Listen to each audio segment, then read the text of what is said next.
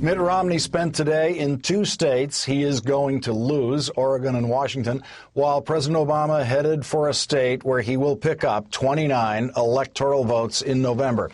The president had three fundraisers scheduled with Bill Clinton in New York, including one tonight with entertainment by John Bon Jovi. What the other side's counting on is fear and frustration, that in and of itself is going to be good enough. Because they're sure not offering any new ideas. All they're offering is the same old ideas that didn't work then, won't work now. We will not go backward. We will go forwards, and we will remind the entire world just why it is the United States of America is the greatest nation on earth. Thank you, New York. I love you. The president's remarks came hours after the campaign released its first television ad that exposes what Mitt Romney now considers the most shameful period of his life.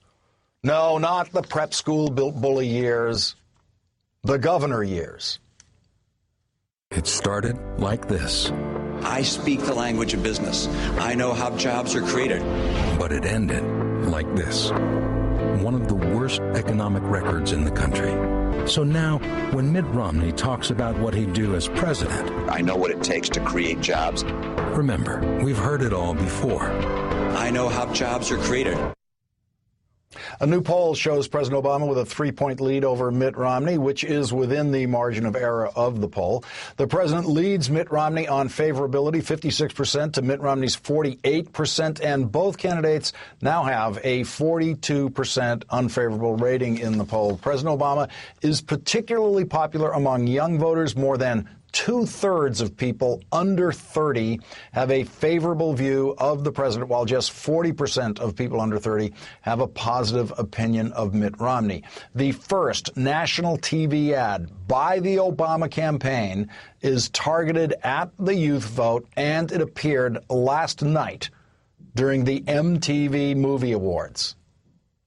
Okay, the guy who ended the war in Iraq, the guy who says you should be able to marry anyone you want, and the guy who created 4 million new jobs, that guy, President Obama and Michelle, are coming to my house for dinner on June 14th. And I want you to be there too. But you have to go to joinobama.com for your chance to win. Joining me now is MSNBC's Crystal Ball and Steve Kornacki.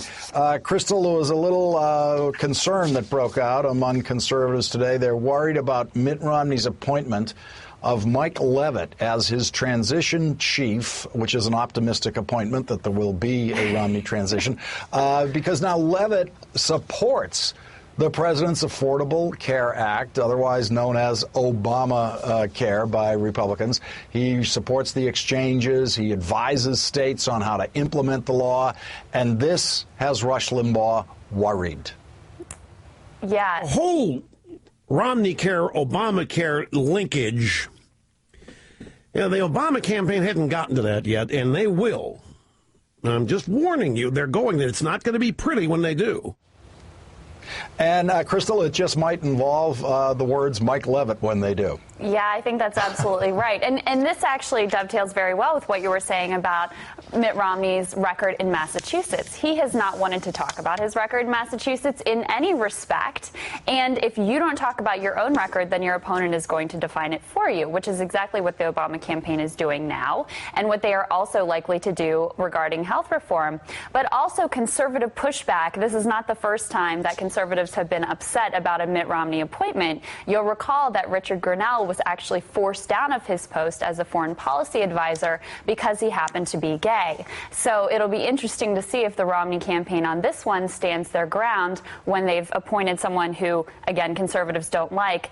It also shows the fact that Romney is still has not really won over his base. He still has to watch that right flank. He can't really move to the center in the way that we all expected him to. He still has to appease the base. Last week he was asked to grade the president. What grade would he give? And he said, I'd give him an F, absolutely, across the board, which is the kind of answer that you would give to appease the Tea Party in the primary, but is not exactly the sort of thing that you want to say when you're trying to appeal to independents in a general election. Steve, I hadn't considered until Crystal just said it that we may have a rerun of the Grinnell situation here where there's an uprising against this appointment. I want to read you what Red State editor Eric Erickson writes today about Mike Leavitt being appointed to the transition. He says, conservatives should consider it unacceptable. This should shake every conservative's confidence in Team Romney to really understand just how badly we want Obamacare fully repealed. Steve, could there be a revolt on this appointment?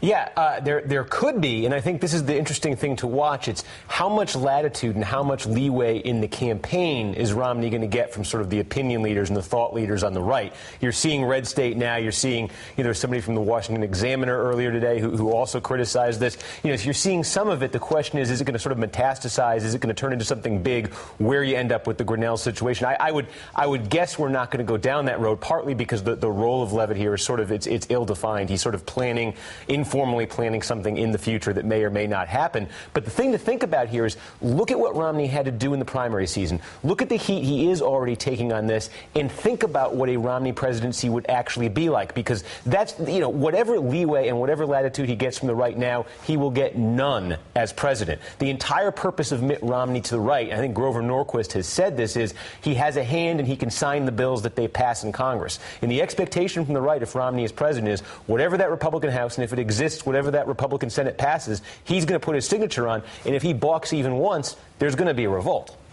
Let's take a look at what Donald Trump was saying this weekend. He was in North Carolina, and he now has what he believes is the perfect answer to anyone who makes any accusations of anything involving racism with Donald Trump.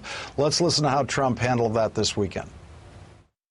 When was the last time you saw a bridge being built in this country? You go to China, you go to the OPEC nations, you go to some of these nations. It's unbelievable what you do. Somebody said, because I brought up the birth certificate, I'm a racist. I said, how could I be I just picked Arsenio Hall. Now, let me explain to the audience, because the Trump game show got record low ratings this year. Really, nobody watched it. That crazy show he has where he pretends to fire people, and then in the end, there's one person he doesn't fire. The one person he didn't fire was the only black person in the crazy show, Arsenio Hall, the only black person he could get to be in his show after his conduct of the last year. And so now, Crystal, he has his perfect defense of any charges of racism. Right. He just holds up those words, Arsenio Hall. Right. He has black friends, Lawrence. So how could he be racist, right? Yes. I mean, that makes sense, doesn't it? Didn't he also have a quote that was like, I'm cool with the blacks, when he was flirting with his presidential run? So, I don't see what the problem is here. I do have to say, though, I personally hope that Donald Trump spends every day between now and November in North Carolina. That is my own personal hope, talking about this birther nonsense and how we don't build bridges anymore and whatever else that he said in the very rambling, incoherent speech. I would love for him to spend as much time as possible in every swing state in the country, in fact. Steve, you think there's any chance of Trump slipping into the way he was caught on tape last year talking to that Vegas audience where every other word was the F word when he's out there on the Romney campaign? Yeah, well, I mean, look at the setting for this. He's at Republican state conventions now. Yeah. He's doing official party events, and you got to imagine that the audience there. It's been said, why is Romney scared of standing up to Trump? It's because in a lot of ways Trump is channeling the Republican Party base. They really like this stuff. They kind of feed on it. So Trump is becoming, I think, the Romney people may have some discomfort with it. They won't express it publicly. But boy, you look at these, at the state party level, at the grassroots level, there's a demand for this guy. And the more the guy is out there, the more he runs his mouth. Sure. I mean, who knows what he's going to say? In fairness, Lawrence, I do want to say, you should hear Steve off camera with the F-bomb. Woo! But Trump is shame. Oh, my goodness. I don't know what you're talking about. I don't know. But he keeps, there's something to be said for the understanding the difference between on camera and off camera, which Trump did not understand when he was in Vegas doing that thing. But the Romney campaign is trying to fight back, Steve, against the whole idea idea of the Obama campaign of being so unfair as to bring up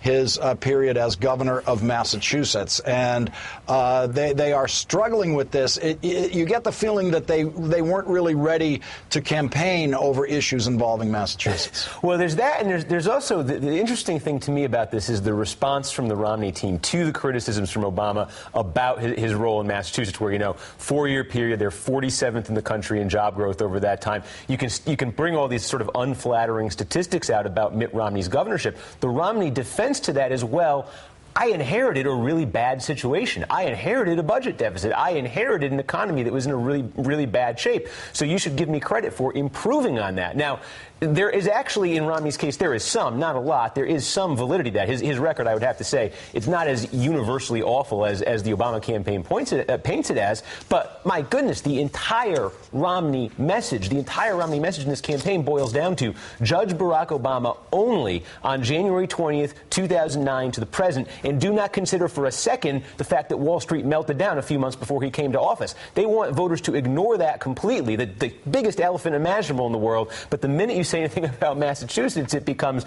well, wait a minute, there was a little recession going on there. Well, and also Romney's pushback has been, we'd love to compare Massachusetts' 4.7% unemployment rate with the president's. But what they fail to mention is that part of why they had a low unemployment rate is because 220,000 people left the workforce, essentially left Massachusetts during that time period, which was the second worst in the country after only Louisiana, which had just been devastated by Hurricane Katrina. So even in that, even in their spin, they're leaving out an important part of the picture.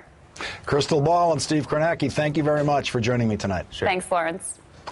Coming up, you remember Alex Castellanos. He's the guy who kept interrupting Rachel the last time she was on Meet the Press. Well, he was back on Meet the Press this Sunday and said some wicked, nutty stuff, which means Alex Castellanos is in tonight's rewrite. And it's never too early in politics, and so Hillary supporters are pushing Hillary for president in 2016. But what about Andrew Cuomo, the governor of New York, who has achieved marriage equality in New York and is now pushing for reducing the penalties for possession of marijuana? Andrew Cuomo is doing everything right to position himself for 2016. And let's not forget the sitting vice president of the United States, Joe Biden, who has not ruled out running for president. That's coming up with Karen Finney and Jonathan Capehart.